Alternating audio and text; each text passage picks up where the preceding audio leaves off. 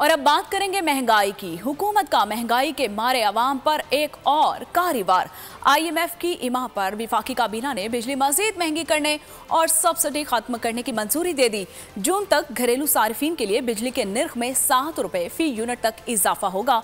मार्च से बरामदी शोबे और किसानों के लिए बिजली पर सब्सिडी खत्म कर दी जाएगी।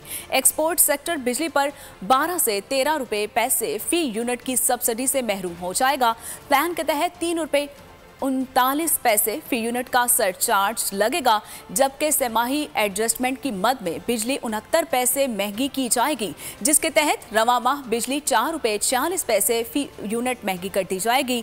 जून में सेमाही एडजस्टमेंट में बिजली 1 रुपए 64 पैसे महंगी होगी। सितंबर में 1 रुपए 98 पैसे महंगी की जाएगी। बोल उड़ाएगा सबका होश, भूल जाएंगे सब अपना जोश।